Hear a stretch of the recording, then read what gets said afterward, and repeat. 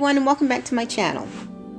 In today's video, I will be sharing with you how I created my own faux topiary balls. I used decorative balls that I already had on hand, and I purchased the green moss from the Dollar Tree. I searched Pinterest and Wayfair.com for inspiration, and you can see, looking at these pictures, they come in different sizes. I also obtained inspiration by watching a beautiful YouTuber named J.A.